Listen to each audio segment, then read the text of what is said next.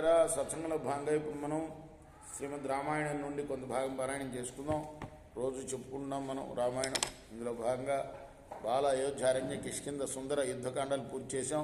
ఉత్తరకాండలో కూడా మనం అష్టోత్తర శతతమ సర్గ అంటే 108 సర్గలు పూర్తి చేసాం. ఈ రోజున 109వ సర్గను ప్రారంభం చేద్దాం.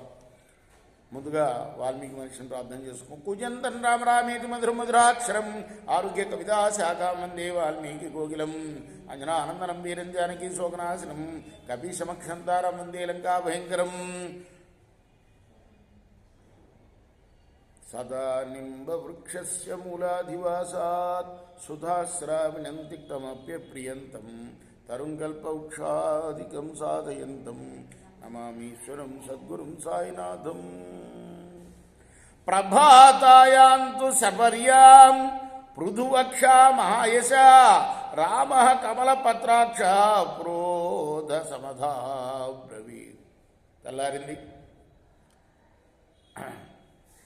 రాముడు పురోహితుడితో అంటున్నాడు, అగ్నిహోత్రం వ్రజత్వగ్రే దీప్యమానం సహద్విజై వాజపేయాతపత్రం చ శోభమానం మహాపదే. నా ముందు నా అగ్నిహోత్రం వెళ్ళుగాక.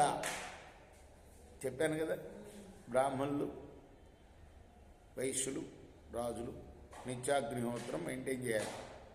ఆ అగ్నిహోత్రం 3 వేళ పొద్దున సాయంత్రం నిత్యాగ్నిహోత్రం ఉంటారు. మధ్యాహ్నం వైశ్వదేవ హోమం అని చేస్తారు. అది ఎప్పుడు వెలుగుతూ ఉండాలి. బ్రాహ్మణుల ఇంట్లో, క్షత్రియుల ఇంట్లో, వైశ్యుల ఇంట్లో. అది ఎప్పుడయ్యా వెళ్ళిపోయేది అనంటే ఇక్కడి నుంచి వెళ్ళిపోయినప్పుడే వెళ్ళిపోవాలి అగ్నిహోత్రం. అదే అన్నమాట. అందుకోసం రాముడు ఏం చెప్తున్నాడు, నా అగ్నిహోత్రం నాకు ముందు వెళ్ళుగాక, నా ముందు ప్రయాణం అవుగాక. అలానే ఛత్రం అంటే వాజపేయి యాగం చేసిన వాళ్ళు మాత్రమే ఒక ఛత్రం ధరిస్తారు. వాజపేయి ఛత్రం అంటారు. అది కూడా రాజమార్గంలో వెళ్ళుగాక. తతో వశిష్ఠస్తేజస్వి సర్వం నిరవశేషతః చకార విధివద్ధర్మం మహాప్రాస్థానికం విధి. ఆ తర్వాత వశిష్ఠుల వారు కూడా అంటే ఆయన మహాప్రస్థానం చేయడానికి సిద్ధంగా ఉన్నాడని తెలుసుకున్నాడు కాబట్టి ఆయన కూడా ఆ మహాప్రస్థానానికి సంబంధించిన ఏర్పాట్లన్నీ చేశాడు వశిష్ఠ మహర్షి. అంటే ఆయనే కదా పురోహితుడు. తత సూక్ష్మాంబరధరో బ్రహ్మమావర్తయన్ పరం కుశాన్ గృహీత్వా పాణిభ్యాం సరయుం ప్రయావధ. ఆ తర్వాత రాముడు సూక్ష్మాస్త్రాలు ధరించి పరబ్రహ్మాన్ని ధ్యానిస్తూ చేతుల్లో దర్భలు గ్రహించి సరయూ నదికి వెళ్ళాడు. అవ్యాహరన్ క్వచిత్ కించిన్ నిశ్చేష్టో నిస్సుఖపది నిర్జగామ గృహాత్ తస్మాత్ దీప్యమానో యథాంశుమా. మార్గంలో ఎక్కడ మాట్లాడటంలా ఎవరితోటి. ప్రకాశిస్తున్న సూర్యుడు వాళ్ళే గృహం నుండి బయలుదేరాడు. రామస్య దక్షిణే పార్శ్వే పద్మాశ్రీ సముపస్థిత సభ్యేపి చ మహీదేవి వ్యవసాయస్తథాగ్రత. ఆ తర్వాత పద్మాస్థైన లక్ష్మి రాముడి పక్క, ఎడం పక్క భూదేవి, ఎదురు భాగంలో సంహార శక్తి నడుస్తుందట.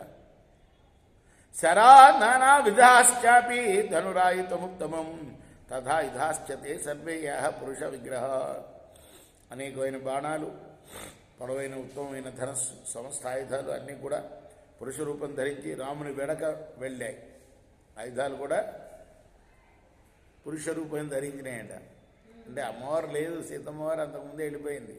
కానీ ఇక్కడ చెప్పడం ఏమిటి, పద్మహస్త అయిన లక్ష్మి అంటున్నాడు. అయిపోయింది, రాముడు మానవుడిగా ప్రవర్తించడం అయిపోయిందిగా.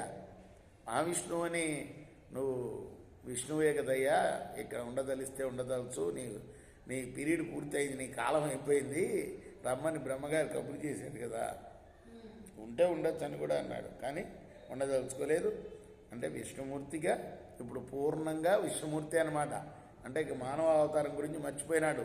అందువల్లే పద్మహస్త అయిన లక్ష్మి ఉన్నది, భూదేవి ఉన్నది, అటు ఇటు అలా ఉండగా ఈ ధనస్సులు, సమస్త ఆయుధాలు ఇవన్నీ కూడా పురుష రూపం ధరించి రాముడు వెనక వెళుతూ ఉన్నాయి. రేపు మనం 8వ శ్లోకం నుండి కొనసాగిద్దాం. కృష్ణార్పణమస్తు.